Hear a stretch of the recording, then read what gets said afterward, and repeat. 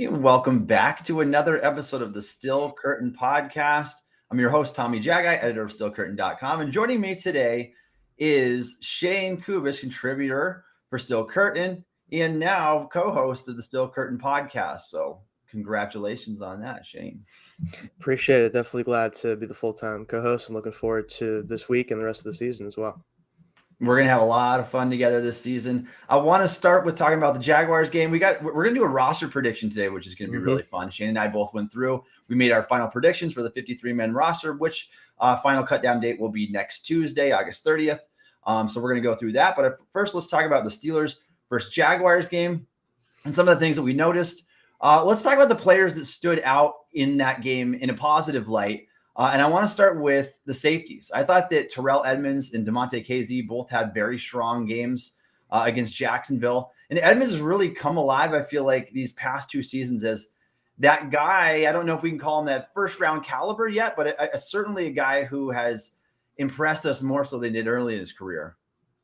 Absolutely. And I think that, first round pick is probably still a little too rich for what he's done for us, but he's developed into a surefire, capable starting safety. And mostly, especially the closer he plays to the line, the better he plays. And that's just kind of been his MO. And that was definitely stood out against the Jaguars. It's really where he made an impact in the run game, especially.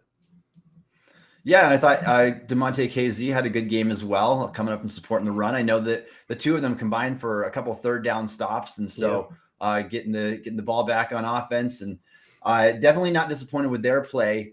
I thought the linebackers also did a better job in this game, much more so than they did in the first preseason game against Seattle, where really outside of a few nice plays from Miles Jack, there was hardly anything positive to note. And so this time around, I felt that even Devin Bush had a better game. Mark Robinson and Buddy Johnson both coming downhill hard in the second half, making plays near and sometimes behind the line of scrimmage. And so what did you think about their performances? Definitely better, like you said, than the Seattle game. And it was hard to be worse than the Seattle game. It was pretty hard to watch. But Mark Robinson especially, Buddy Johnson, even Bush, especially not so much in the run defense, but he looked a little bit more fluid in coverage. I think he looked better there. Just everyone played at least a little bit better than they played week one. And that's what you want to see out of this group. That right now, no one's really sure who's going to start next to Jack and who's going to play the most snaps. Like, I certainly don't know. I assume that Bush is still going to get a shot, assuming that, I've seen some interesting comments from him in the week or two. But whoever it ultimately is, they need to have guys in facet of the game well, whether it's the run defense, whether it's pass defense, something they have to bring something to that second linebacker spot. So yeah, and my gut kind of tells me that second spot next to Jack is probably going to be by committee about partway through the year. And I just feel like Bush has not done enough. He hasn't taken enough steps forward. I think that Spillane obviously is at least good in run support. We know that the guy can't cover very well. He's a very limited athlete, but Bush has issues in coverage as well. And so it'll be interesting to see what happens there. But I do think that both Robinson and Johnson, the young linebackers, took a big step in the right direction with that game. And so it'll be interesting to see if even they can get on the field at some point this season, assuming that they make the roster. And we'll talk about that in a little bit. So let's talk about Kenny Pickett. All eyes on Pickett in his second game. In his first performance, I thought he did very well. It was a very very easy script. I feel like we should say probably for what Matt Canada had him do in his first performance. Nothing too difficult, some rollouts, easy read stuff. This game, I thought that he took that next step forward in terms of passing from the pocket, hitting receivers in stride with pressure in his face. We're looking at him. This guy now has a better passer rating than Dak Prescott did in his impressive 2016 rookie campaign in the preseason. So are we overhyping him? What's going on with Pickett? Is it a real deal? I know it's so early in the process, but what are your overall thoughts on what you've seen in his first two games so far? I think the interesting thing, and I think I touched on it last time when we talked about his performance against Seattle, is it's not so much just that he's playing very well in the preseason so far. It's more about how he's doing it, right? Because the bill on him, at least for me when I watched him coming out of Pitt, was he's not a guy that likes to sit in the pocket. He wants to run out. He wants to make plays. He's really good at it, so I can't blame him for that. but there was a lot of times where he would do that on purpose opposed to letting it come to him, like letting the rush come in and making a play off of that. That's what you really want to see. You don't want to see a quarterback just run around for no reason. That's how you get in trouble with sacks and things like that. Kind of like Trubisky had to do in the first exactly. couple possessions. Right. So like obviously he was forced into it, but it's still you want to have that ability. But with Pickett, he's showing so far through two preseason games, that he's willing and able to sit in the pocket, take a hit if he needs to, wait for stuff to pop open, and then get the ball out. Like the throw to Freiermuth was fantastic. That's the type of stuff that as a rookie, if you can do that consistently as a rookie, you can avoid a lot of the growing pains, a lot of the really bad weeks where the pressure gets to you and you're throwing balls up. That's what we need to see from him if he wants to have a chance to start this year and also be successful when he does get the chance to start. And I think it's going to come, maybe not immediately, but Tomlin did say this last game is going to determine who the starter is week 1. I think he has a shot if he continues to show the stuff from the pocket that he's shown through 2 weeks. Yeah, this one is so tough for me. Like as soon as the Steelers drafted Pickett, I knew they were getting a guy that's going to be 24 years old in his rookie season, guy that had 5 years of college experience.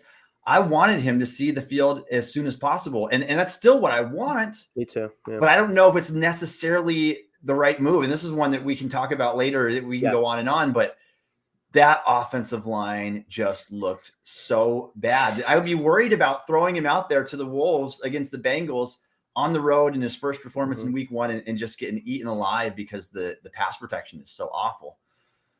So let's talk about that for a minute. The offensive line. Let's look at our losers from that game.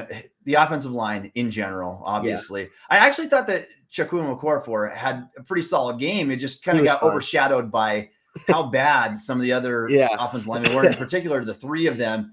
I think that Kendrick Green, my goodness, that guy gets steamrolled far too often. Yeah. I don't know what to do at this point. In my opinion, I've said this since they started it. They shouldn't have moved Green from center to guard. He's smaller than, mathematically, according to Mock Draftable's database, he's smaller than 99% of NFL guards that have come in the league since 1999. And I just don't think that he's going to have the size or strength to hold up there. And so far in preseason, he's just gotten demolished. And so Dotson needs to be that guy.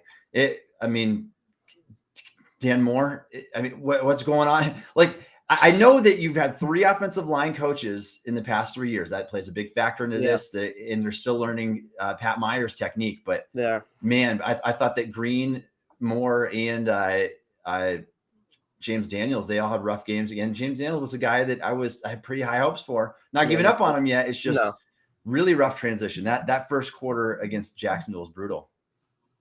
And I think the problem here is, like you said, we already have a dearth of talent across the line in general, right? There's not many guys you look at and go, wow, they're so physically talented and, they're going to figure it out for sure. Like, we don't really have that guarantee with any of these guys at this point. And with Pat Meyer coming in and his teaching his technique, I'm hoping that it will work eventually, but I do expect it to take some time for even a guy like Daniels, who he's a veteran, but he's still relatively young as a player. He is, again, we're going to be dealing with a new system, and he's clearly not comfortable. So he's the guy that really needs to figure it out as soon as possible, because he has the potential to be the best guy on this line this year. And he needs to step up and make sure that at least one side of the line is pretty secure with him and Okorafor. The rest of the guys, Green, we've talked about, whether it's center, whether it's guard, especially a guard, you're right. Like, he just doesn't have the size strength profile. Like, if you're going to be that small, you have to be very compact and strong and powerful. He's more of a quickness player, which at center could work. We know it didn't work last year, but at least has potential. At guard, when we're going to be running a lot of power scheme, like, it's just not going to work with him as a starter. If you want to have him as the swing interior piece, we can talk about that. But Dotson definitely has to be the guy. I know he hasn't really got a stranglehold on that job with his play, but he's still a better player at this point. So he needs to play for sure. And Moore, I was hopeful about him. His camp apparently was pretty good. I didn't get to go out and see him this year just because I had some things come up. But everything I was hearing was positive. And then you look at the 2 games he's played, and it looks like he's struggling just as much as anyone else with the new technique, with hand placement. And they've talked about it. It's just a slow start so far for them. Yeah, and I figured Josh Allen was going to give him some fits in this game, but man, it was a lot worse than I was hoping for.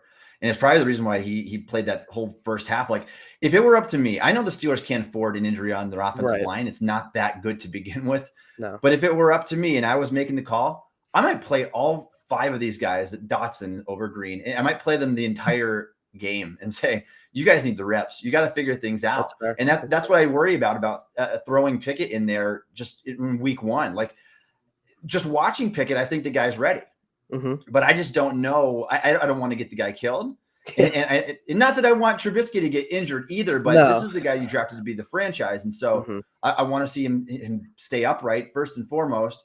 And I also don't want to see his confidence completely rattled if he just has no time in that pocket to throw. So, man, we'll talk about this more at a different day, but this is like a decision. It's a big decision. And it's one that I feel like the Steelers probably should test the waters with the veteran first. See how that offensive line performs before you just put Pickett out there. So I don't know. Do you have any thoughts on that, Shane? I think what might be smart and what I think actually might end up happening, and maybe it happens naturally and not them making that decision ahead of time, but I think the first 4 games of the year, if they are 1-3, 0-4, and the line is just getting decimated and Trubisky can't get anything to happen, they're probably going to put him out there and pick it just to see if he can give a spark.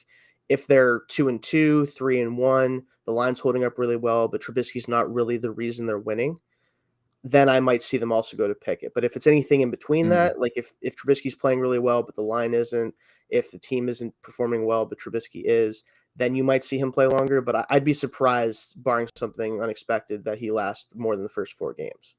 Yeah, and that 4-game mark is kind of the arbitrary number that I threw out there as well. That's kind of what I think you kind of need, that to see what you're working with here, what kind of sample you have, and if the offensive line can make any strides in that, or if that's just the offensive line they're going to be this year, which would be pretty sad. So let's hope they can improve a little bit.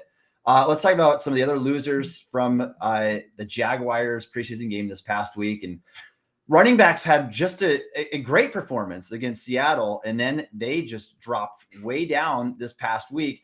And it's so hard to put all the blame on them because obviously there just wasn't a lot of running room there. That's just the way it works with running backs, really. But I mean, McFarland goes from averaging 8 yards a carry down to under a yard. And then same with Jaylen Warren, who was up at 5.7 yards a carry first game. That drops down to a yard per carry. And so between Snell, McFarland, and Jaylen Warren, those guys combined to average less than a yard per carry in this game. So not ideal. Maybe the results would have been slightly better with Najee in that game, but there's no running room. There's no running room. Doesn't matter if Najee got to break 3 guys before he gets back to the line of scrimmage or not. So what do you think went wrong there? I think for me, again, you just look at the offensive line, and there wasn't many opportunities going back and watching the game. There wasn't a lot you could have done as a running back other than just, again, maybe Harris probably could have averaged more, obviously, just because he's more likely to shake somebody or to run through people than anyone else we have. But it still was not going to be a good rushing game, regardless of who the running back is, right? It just wasn't going to happen. And I don't want to discredit them too much just because, again, they didn't have a lot to work with. And like Warren made an impact in the passing game. Even Snell had the touchdown catch from Pickett. Like they did a few things relatively well. It just in the run game specifically, they didn't really have anywhere to go. And I struggle to blame them much for it. I would have liked to see more out of it regardless. But these are guys that are backups, right? They aren't going to be creating yards the way that Harris can. So it's kind of hard to put them up to that standard. Yeah, exactly. I do think that Snell, even he averaged negative yards in this game, but he still might have helped his case with the receiving touchdown and the broken tackle. And then he had the nice tackle on special teams. And so we'll see what that does for them. I know that Tomlin's got a soft spot for Benny Snell anyway. So I don't know if he necessarily needed it, but we'll talk about that in a little bit in our roster prediction. All right, let's get to yesterday's cuts. Steelers made their second wave of cuts yesterday, had to drop the roster from 85 players down to 80. And then next week is when the big roster cuts come, get all the way down to 53. But they did drop 5 more players yesterday. I wasn't surprised to see Christian Blake, Mateo Durant, Nick Skiba go. But the Oladokin release was a little bit questionable. It didn't catch me completely off guard, but it just makes me go back to thinking about why did we spend the draft pick on this guy? And then Jannard Avery, it's like, I was thinking of him potentially as Steelers' first edge defender off the bench to spell Water Highsmith of snaps. And that certainly it's not going to be the case anymore. So parted ways with Genard Avery. That's definitely the one that surprises me the most was Avery, because clearly to me, at least as at this moment, prior to being cut, he was clearly the third best edge on the roster. And he played well against Jacksonville. I don't know exactly what the reasoning for this is. I don't know if they just decided they wanted a different type of player at that spot, and maybe they're going to go out and look for somebody after cuts. We'll talk more about that with the roster prediction, but that one definitely caught me off guard. And then Oladokin, it's so hard because I think that using the pick on him was pretty much just to avoid having to fight for his services after the draft, and they didn't like anyone else at that spot enough to not just use that pick on him. But then they didn't give him any reps, and I know it's hard too when you have three quarterbacks all technically vying for a starting spot if you want to throw Rudolph in there. And so it was just hard for him to get snaps, and he did get a little bit later in camp, but not really enough to make any sort of prediction on him or like feel any way about him. Maybe they hope they can just stash him on the practice squad here soon, and they wanted just to make room because he wasn't going to play this week probably with all three guys still out there trying to play. So that's probably why they did it this week opposed to more likely it would have been next week. Yeah, I can see what the Steelers were trying to do Yeah. at the time with Oladokin. I wasn't a fan of spending an additional draft choice on a quarterback, especially knowing that Oladokin's a guy that's never going to see the field. So, I mean, it would have to be a perfect storm scenario for him to even see the field in regular season action. But then also knowing that you've got Trubisky, you've got Pickett, you've got Rudolph. Mm-hmm. Why? I just don't understand. I mean, I do it for the financial reasons. If they would have kept him and be able to keep him on his rookie contract, you get 4 dirt cheap years of a scout team quarterback and your quarterback 3 on your roster. But that was all contingent upon Mason Rudolph being there or not being there. And the Steelers, obviously, they didn't trade Rudolph. He's still there. And so Oladokin gets cut. Maybe he comes back to the Steelers. If I were him, I wouldn't, because there's not going to be any opportunities there. So if any other team is willing to sign him to the practice squad, then he should get out of town, I think. But yeah, that one was just interesting at the time. And then Avery, it's like, I thought the same. Like this guy, I was really looking at him as the guy that could have been the third for the Steelers. And I thought all along, like outside of Watt and Highsmith, their edge depth was really weak. Whether Avery's there or not, but I still think that Avery's the only other guy that has ample experience of that group. I mean, he's had multiple sack seasons. And he's a guy who, even in the preseason, I thought was flashing at least as a pass rusher, where he could bend that edge and get after the quarterback a little bit. I know he had a quarterback hit last game. And so just some things to like, at least. He's got the athleticism, doesn't really have the size and strength that you want, but kind of interested to see him go, especially in the second wave of cuts, not even the third. Mm-hmm. And so now it's like, it looks like Derek Tuska and Hamilcar Rashad have a path to the roster now. So we'll talk about that here in a little bit too. All right, let's address the offensive line struggles in just a little bit more detail now. Let me ask you, Shane, for what you've seen so far in the first 2 preseason games, who is the biggest weak link of this offensive line? It's Green if he plays, right? If he's listed as a starter, he's the weakest link. I think Moore has struggled almost just as much, especially if you factor in last week, just how many pressures he gave up. But at least with Moore, you know that he's capable of playing well at times. We saw it last year. He had a couple bad reps against Seattle, but it wasn't an overall terrible game.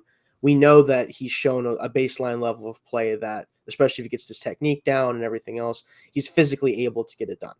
With Green, we haven't seen even that much, right? Like there's not much for me to say, yeah, he could play well this year. He's not shown anything to me that gives me the feeling that would be possible, even if he gets his technique down, even if he figures it out a little bit. He just doesn't have the size and strength profile you want as a guard in a scheme like this. Yeah. With an offensive line group where nobody is spectacular, I think it's pretty easy still to see that Green is just a massive, massive weak link there. Although I think you could make the case that if you are weighting it in respect to the importance of position, then you could almost say Dan Moore, even from what we've seen in the preseason, at least. Maybe not the case throughout the entire training camp, but from what we've seen from him in the preseason, that could be detrimental. Like if you've got a blindside protector that's not protecting. So I don't know what the answer is there. There's not a ton of options out there, and the Steelers have gone this late in the process. They're not switching. They're starting left tackle at this point. Dan Moore is going to be the guy. So, and there's not even a strong candidate on the roster right now.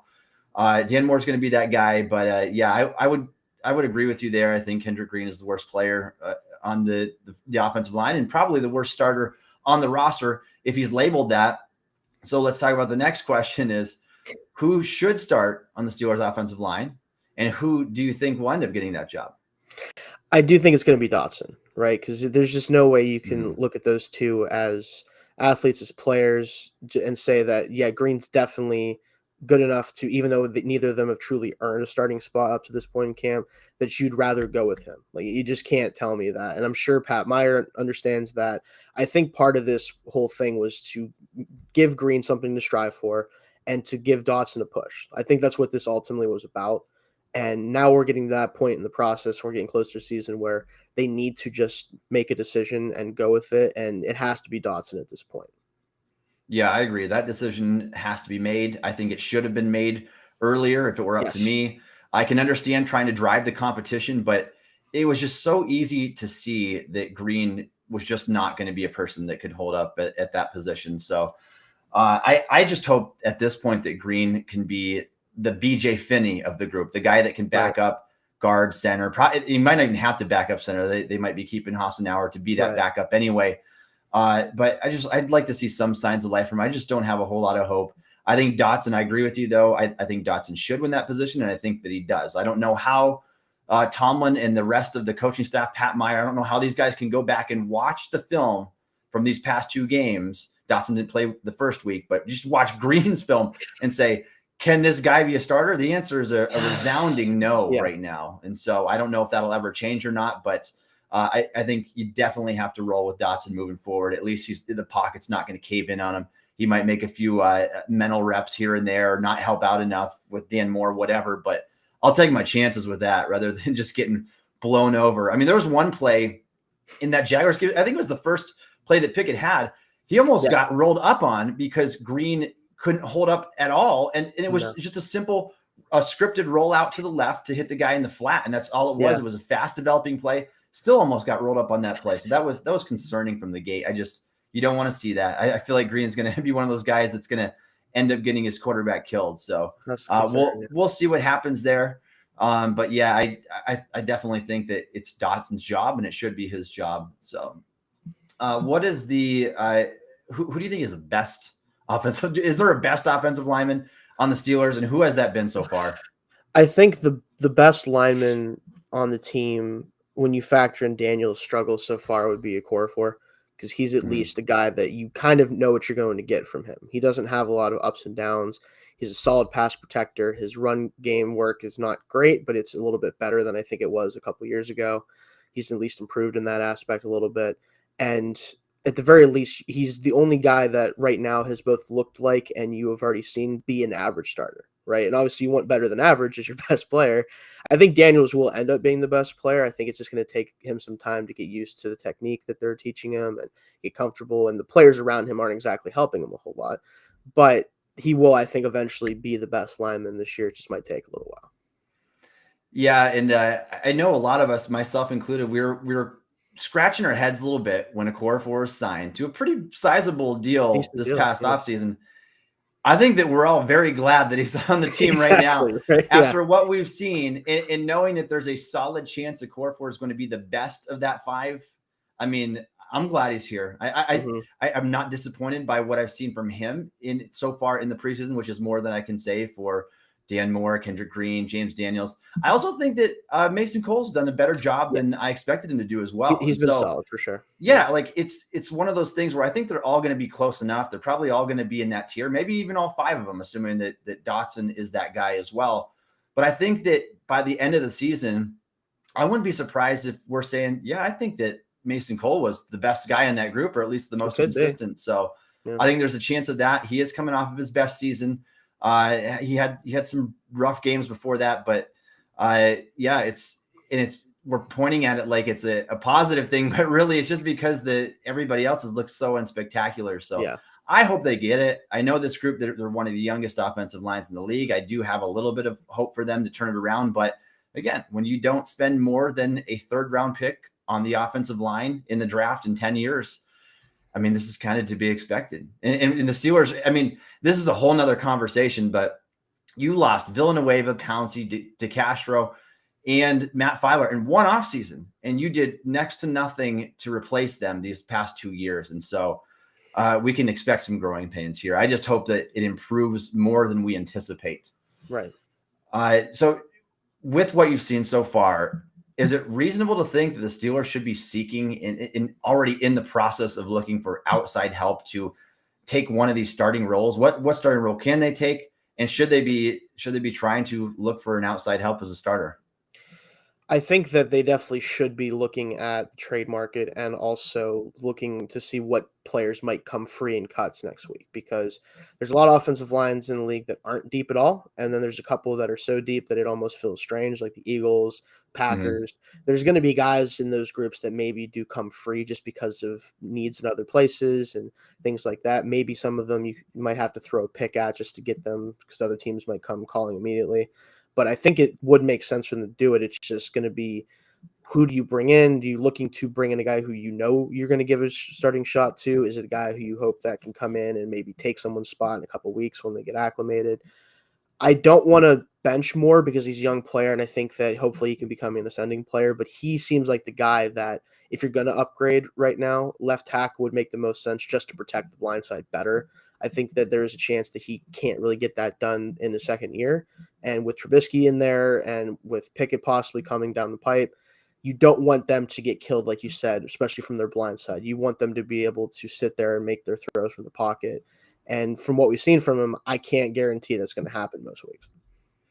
Yeah, and ideally, like, I would want more as my swing tackle. I'd want him as the guy that can sit and learn and develop, and for sure. And so obviously I hope he gets it. I don't see the Steelers going out and signing a starting tackle. If anything, maybe they would do it for a guard because they're obviously not confident on which guard that they want out there. Obviously, I hope that it's Dotson, and I hope that he plays well and kind of shows like the flashes that he did as a rookie when I thought he was playing very well in those 5 games that he played. But I mean, Eric Flowers' name has been thrown out there before. I've seen that. I thought he did pretty well with Washington. He was initially a tackle, didn't work out there, but he's played pretty well at guard. I think that could give them an upgrade potentially. But again, you're talking dollar signs now, and what are the Steelers willing to do? I think last figure I looked at, I think they're a little bit over $9 million in cap space available, but they like to go into the season with $8 to $10 million in cap space in the event of injuries, or if they need to get something done or trade for a player or whatever. And so theoretically, if they were to go out and sign an Eric Flowers type player, they probably would have to restructure some of TJ Watt's money, move some of that back, free up some money for 2022, and in order to be able to do something like that. So I don't see them making a big signing like that, but I can certainly see them being active in the waiver wire after next week as soon as some players are cut. So it'll be interesting to see what they do there. And if they do something like that, could that just be for depth, or could it be for someone who knows, maybe after a few weeks, maybe you compete for a starting spot with how these guys are looking. So that'll be interesting. We already talked about the Pickett, so I won't touch on that again, but it does worry me. I don't know if you can start Pickett in week 1, just the way this offensive line has looked. And so that's kind of where we're at right now. All right. If you're a fan of the Pittsburgh Steelers and you'd like to support the Steel Curtain podcast, please consider subscribing to the Steel Curtain podcast on YouTube. We appreciate all your support. Let's get to our 53-man roster prediction. By the time that Shane and I do this show next week, the Steelers will be down to 53 players. And so we're going to recap that next week. We're going to share our thoughts on that. But next Tuesday, August 30th, by the 4 p.m. Eastern time deadline, is when all NFL teams must cut their rosters from 80 players all the way down to 53. So from the beginning of this process, 90-man roster, you're looking at cutting 40% of your roster. And so that's a lot of players who are out of work. Yes. And because the Steelers are already they've already cut Jannard Avery, I'm wondering what else we're going to have in store here in terms of surprises. So let's go down through this position by position. We'll start right with quarterback. And I think we all agree on this one. The Steelers are keeping 3 quarterbacks. Shane, you go ahead and go first and I'll follow up.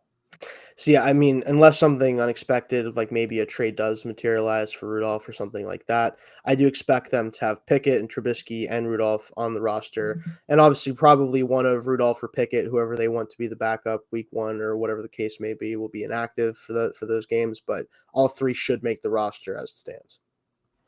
Yep, and I agree with you there. It's going to be those three.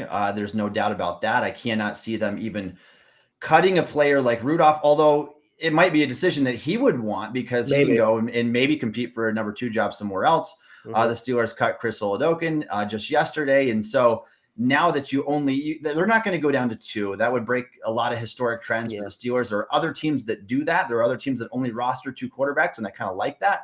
Yeah.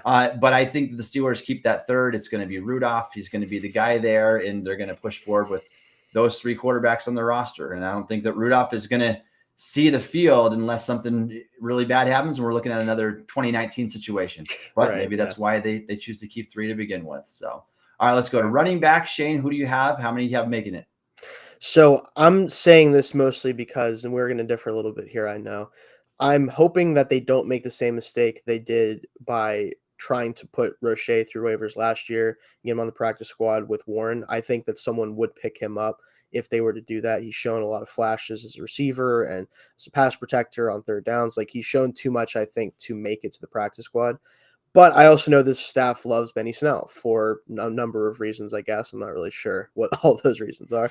But I do hope that they keep all 4 of these guys that have been getting playing time. So you look at Najee, Snell, McFarland, and Warren making the opening day roster. Maybe that changes down the road. Maybe one of them eventually gets dropped off. But I wouldn't be surprised if they keep all 4 for now.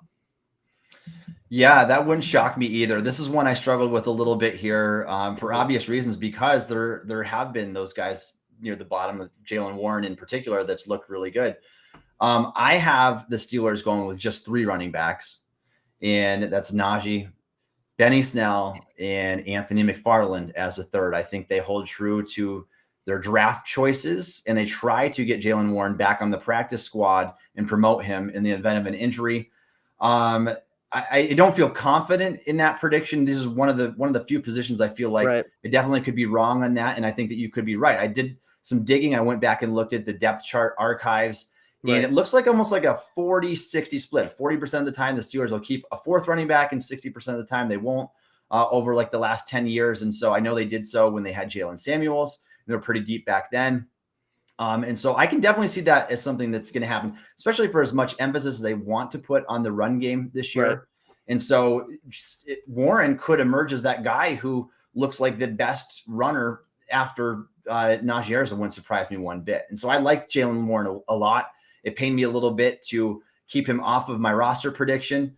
But I also do think that McFarland has looked well in his opportunities as well. And I was there on hand to watch him at Steelers training camp. He looked fast. He looked twitched up, and he was hitting the hole hard. And I think they liked his improvement, the strides he made as a receiver as well.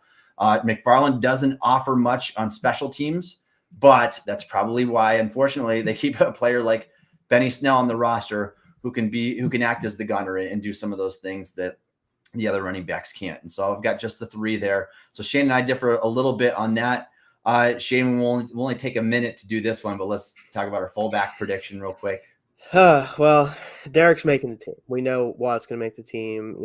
As soon as they kind of announced that Hayward was not going to be a true fullback, that he was going to be a tight end, H-back type of player, it kind of let us know pretty quickly that Derek was going to make the roster. Special teams contributions are still there. Maybe he gets a little bit more run on offense this year. We'll see. But he's going to definitely make this team and be the fullback when he is out there. Yeah, I agree with you. And as soon as we saw that Connor Hayward was not taking any snaps with the running backs, all of his work at training camp was coming with the tight ends. And that way we knew there was a path potentially for both of them to make the roster. Derek Watt's obviously the only other fullback that they truly have on that roster. I know that some have contemplated, well, you can get rid of him, you can save some money there. That's true. I don't think that they'll do that. As little as they used him offensively last year, I think he's still a quality special teams player. Yeah. And I mean, again, we got those family ties there. is it worth upsetting TJ? I don't know how much of that factors in. Like I always wonder that. Like, but TJ is your star. I mean, right now he's the face of that franchise, and you can't win without him, really. And so if it pleases TJ, then I'm fine with it. It's not that big of a deal. It's just and he's still a quality special teams player, so it's really not a big deal to me. But so if we're looking at running backs and fullbacks collectively, I've got 4. Shane's got 5, with Jaylen Warren being that 5th guy. All right, let's talk about our wide receivers. This is one that we could have had potentially a lot more controversy here had Anthony Miller not landed on IR with that injury. But Shane, what do you have the Steelers doing at wide receiver? Obviously you have your 4 kind of true locks, and then a 5th kind of guaranteed lock. You have obviously Deontay, Claypool, Pickens, Calvin Austin, who hopefully we see some next week, finally play a little bit. And then Gunner, I do think Olszewski's going to make it for both special teams value, and he's looked very good as a receiver, especially when Pickett's been in there, honestly, in camp especially. And then Boykin, I do think, makes it as a 6th guy. I think he adds a lot of value in special teams as well, but also kind of a direct backup for a guy like Pickens on the outside as well. Okay, so we're mirroring on that as well. So now I'm interested to see where you're cutting back now for that. It's unfortunate. You'll see, and it's unfortunate, but it's where I think it might happen. But we'll talk about that down the road. Yeah, I'm going to go with the same 6. And again, going against 6 is a little bit of a trend breaker here, because the Steelers have kept 5 for the past few years, and I think that was mostly because they just didn't have elite depth at the position. I think that I kind of felt from the beginning that they would keep a 6, whether that was going to be Boykin or Anthony Miller. Now we know that decision is going to be Boykin, because, or at least I'm pretty confident that it will be. I mean, there's outside candidate like a Steven Sims that could potentially do that. I don't think he did enough, and he doesn't provide the ability on special teams as a gunner. And so I think they really like Boykin for that. He's made some nice plays on special teams. He's been a good special teams player all throughout his career so far with Baltimore. He's not a guy that is going to see the field a lot on offense, but I still think that they basically keep Gunnar Olszewski and Miles Boykin at the bottom of the roster for their special teams niches. And I think that they'll be used a lot in that department. So Shane and I, both with 6 receivers, all 6 of those guys match. Let's go to tight end, Shane. So this is also pretty easy. I think this is kind of a chalk pick for most fans if they're looking at it. Obviously, you got Freiermuth there at the top. You got Gentry, and then Hayward is going to be that 3rd tight end / again, like H-back move piece guy that will give them some depth there and allow them to keep the 2 top tight ends on the field most of the time. Yeah, and it looks like they might be able to carve out a bit of a role in that H-back position. They've already been doing some stuff that I would say is a little bit more creative with Connor Hayward than they've done in the past, at least with Matt Canada. And so definitely seems like a guy for Canada's offense if he truly is going to run his offense this year.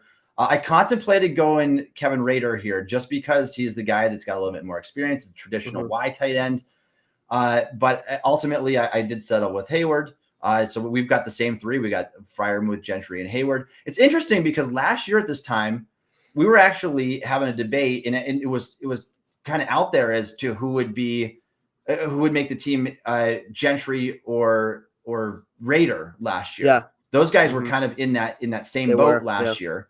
And so I'm really glad the Steelers went with Gentry. I thought he had a big step up last year. He's obviously got a massive frame, and he's that big old traditional Y tight end that can do all the inline blocking type stuff. And so those 1 and 2 are 100% set. I'm not completely convinced on my 3rd pick here, but I do think the Steelers are going to go with their draft choice. They didn't spend a pick on Kevin Rader. They did so on Hayward, spend a 6th rounder. And again, he's got that family ties there, big brother Cam. And so I don't think that he had a great game this last game against Jacksonville, but I don't think the Steelers are going to be too harsh on him for that either. I think they're going to like what he provides on special teams as well.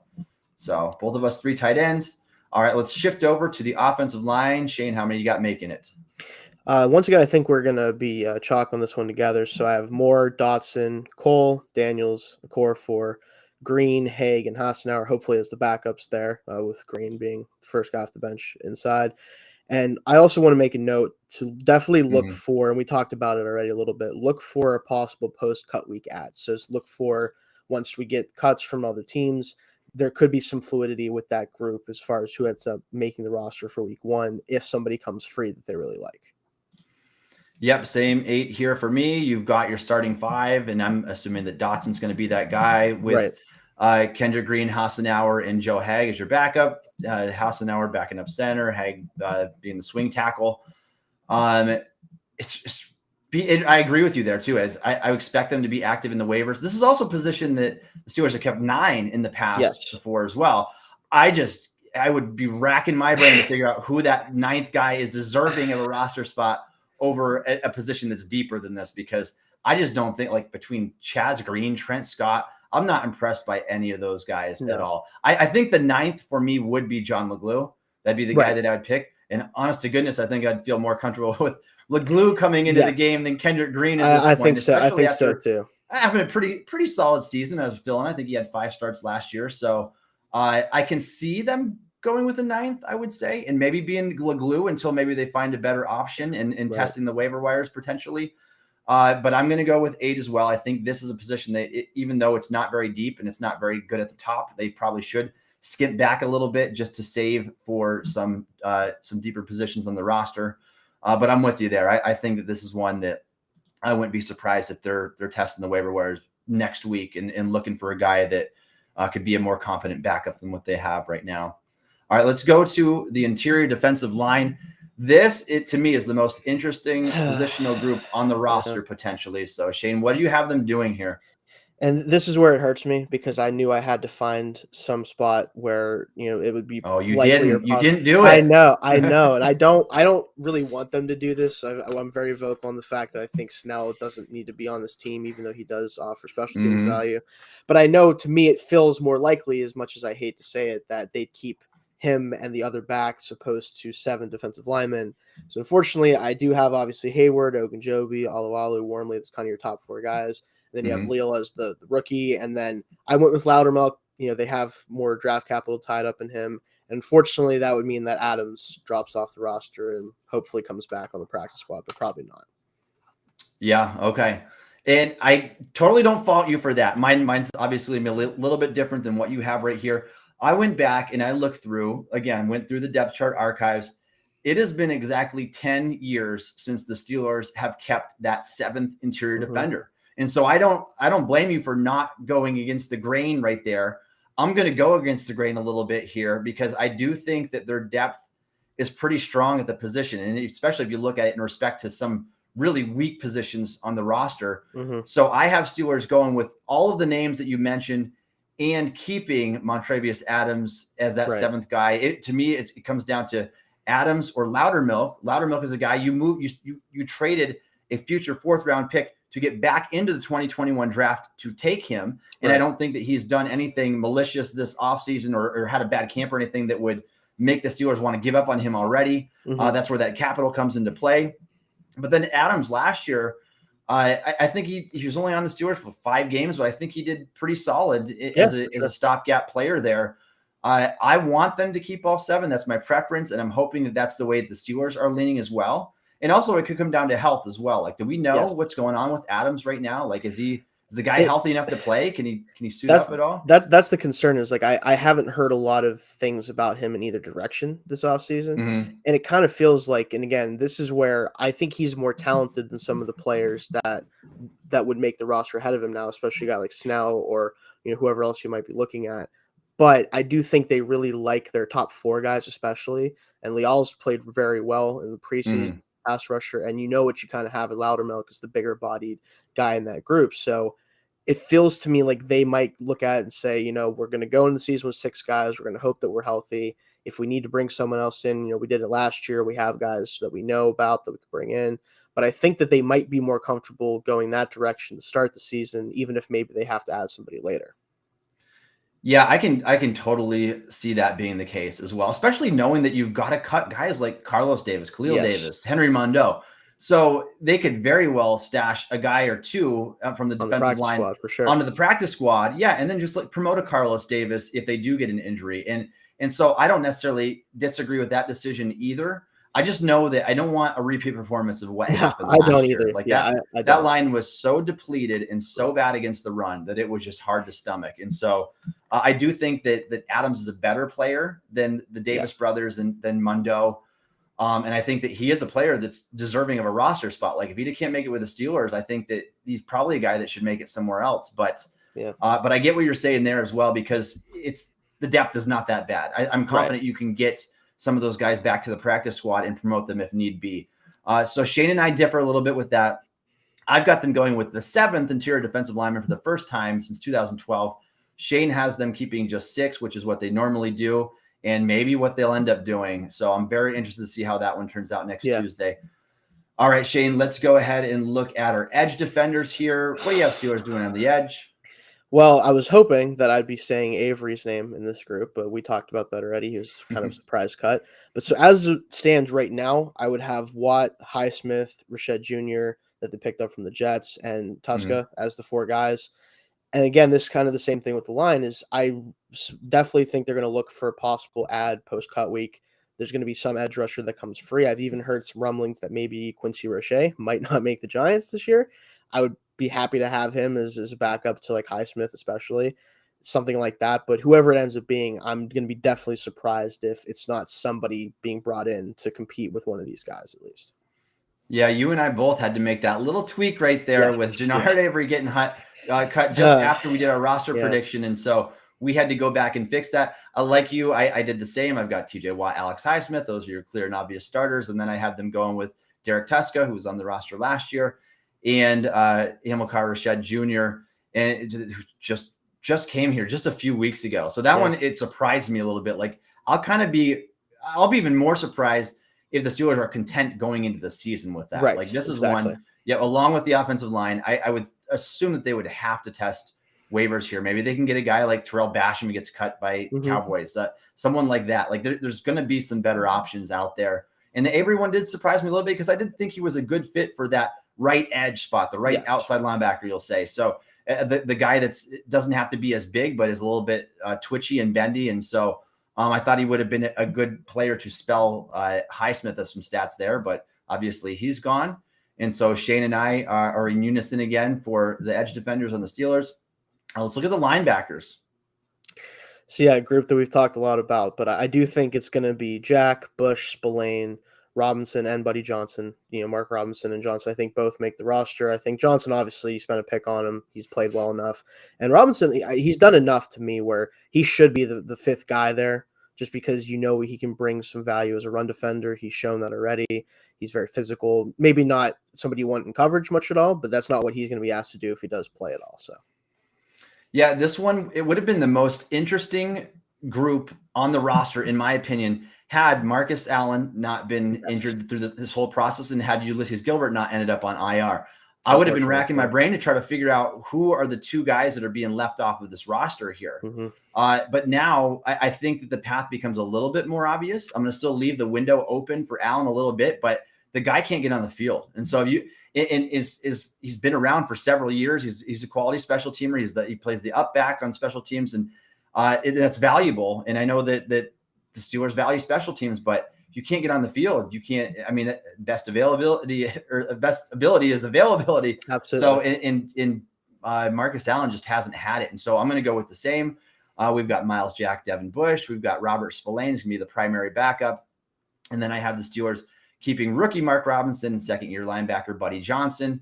I'm hopeful for those guys at the bottom of the roster that they can kind of make some strides and maybe carve out a little bit of a role. Johnson only got 6 defensive snaps. I looked at it this morning, just 6 defensive snaps as a rookie last year. As bad as those linebacking groups were with Schobert and Bush and Spillane. And so not super encouraging. You just have to hope that the Steelers obviously didn't think he was ready to play. You just have to hope that he takes that next step forward this year. So let me ask you this before we move on to the next positional group. If you had to pick the linebacker that you think is closest to the roster bubble, the final guy at that spot, is it Mark Robinson or is it Buddy Johnson? I want to say that it's Robinson just because I don't think he has very much upside to be anything more than a 1st and 2nd down run defender. So at least with Johnson, he has the athleticism profile and the ability to possibly be a good coverage defender. He is a development player though. Like he's a guy last year that clearly wasn't ready to play. I hope that he's closer this year to where if they do really struggle, if Bush can't get it done or if someone gets hurt or whatever, that he could be the number 2 linebacker for at least some amount of time and get it done. But he's definitely a guy that's still developing. With Robinson, though, I do think he'd be the more likely guy on the roster bubble just because of the limited skill set. Yeah, that one's hard. There's definitely a Mark Robinson hype train heating up here right and now. I don't blame him. The way he plays, like it's Man, fun to watch he for sure. laid the smackdown out there against the Jaguars, and he can come downhill. But you can see though, like if you go back and put on the Seattle tape and watch him in coverage there, you want to talk about Vince Williams comparison. He looked like Vince Williams in coverage right there, which is not a good thing. It's great when he comes downhill and hits people, but it was rough getting out to that corner there. And so I agree with you. I like Robinson in the box. I think he potentially could offer the Steelers something there and like early rundowns down the line. But I don't think he's ever going to be that complete player that fans are hoping for. I do think Buddy Johnson has more upside there, but you have to wonder what's taken Johnson so long. And I do think he's made some strides here. Yeah, but you can see a little bit of difference from last year for sure. Like, so this is a position, like it would not surprise me at all with how bad the struggles have been. And if they do it one more year this year, I would not be surprised at all if the Steelers spent their first round pick on a linebacker next year. They like doing it under Tomlin. And so they do. So we'll see what happens there. Really hoping that one of those guys can take a step forward there and show us that we got something on the linebacking core to look forward to. All right, let's look at cornerback. How many you have going with here, Shane? The Steelers have done some different things in the past with that, but you have them keeping 5 or 6? I only right now see 5 guys on this roster that I think deserve to make the roster at this point. And, maybe they end up having to bring in another D-back from, whether it's even safety or corner. But for now, I only have them going with 5. You have your starters in Witherspoon, Sutton, and Wallace. Mollett as that, second slot corner type guy, the more physical player. And then Pierre, as much as his physical limitations scare me at times, he's the most refined corner would be a backup to an outside guy that we have. Yep. And again, I've got the same 5 as you right there. I think that's become pretty clear throughout camp. Just no real great options this year. Like, who do we have last year? There's another Mark. I'm blank on the name right now. I know who the you're Lions. Talking about.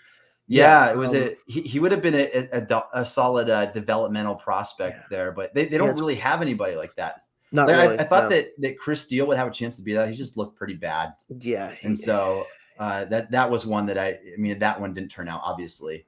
I got the same 5 as you. I'm not crazy about Mollett and Pierre. That is for sure as my 2 bottom corners. That's again another position I think that they should be scouring the waiver wire next week and looking to see that. Like if the name of the game was like no quarterbacks were allowed to pass beyond 12 yards, then I think that both of those guys would be excellent football players. They'd be fun. They'd be great, especially. But Pierre, both of them were just they were routinely torched last year specifically in downfield passes, and so we just not really guys that you want on the field in passing situations.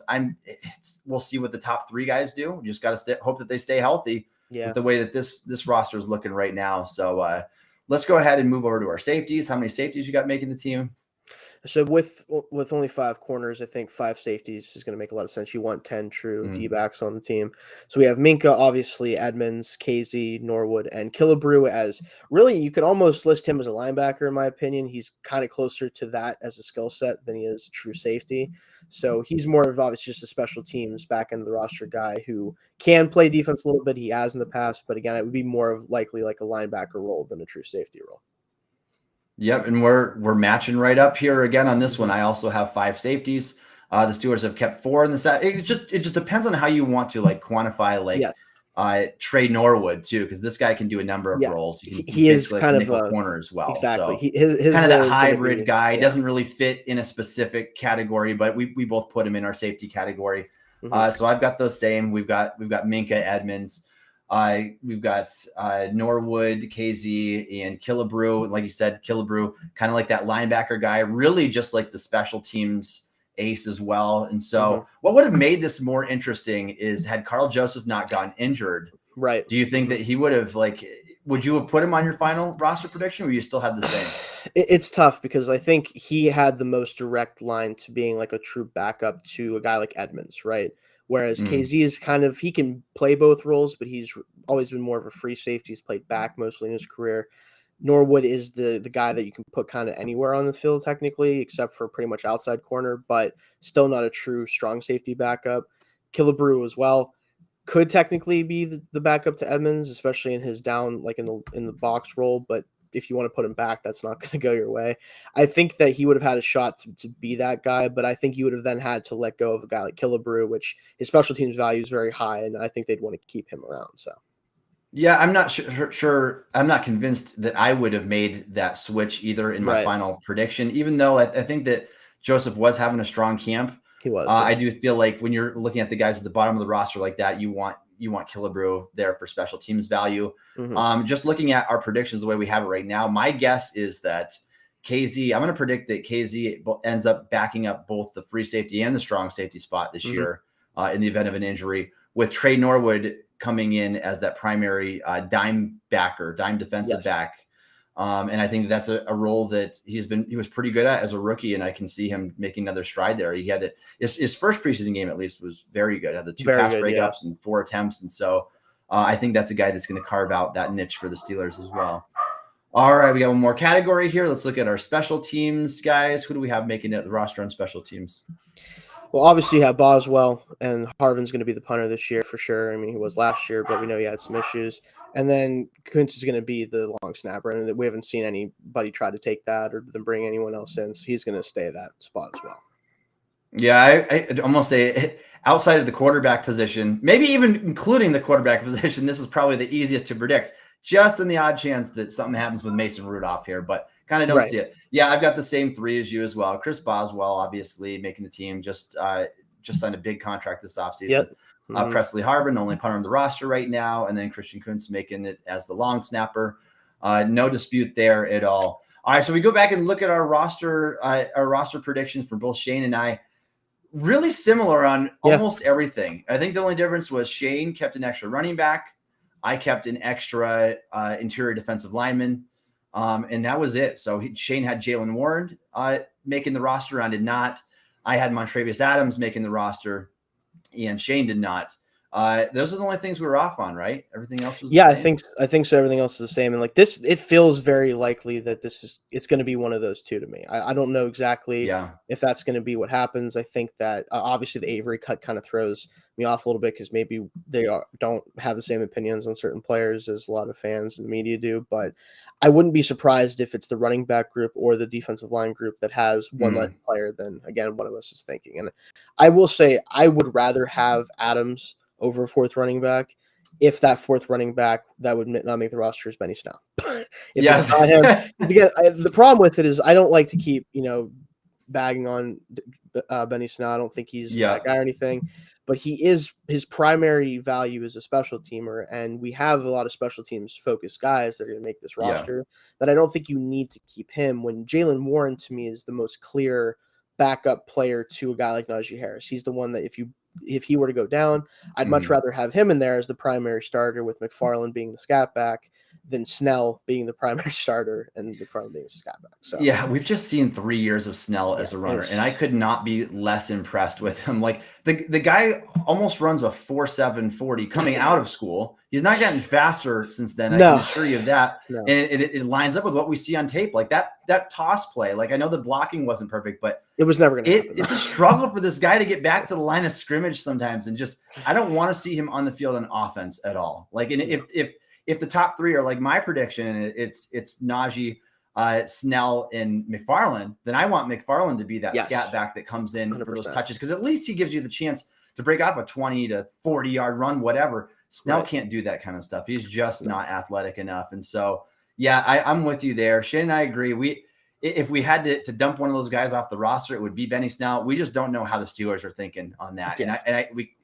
I'm not willing to trust yet that they've given up on this guy. That's the problem. So let me ask you one more question here, Shayne, before we close up.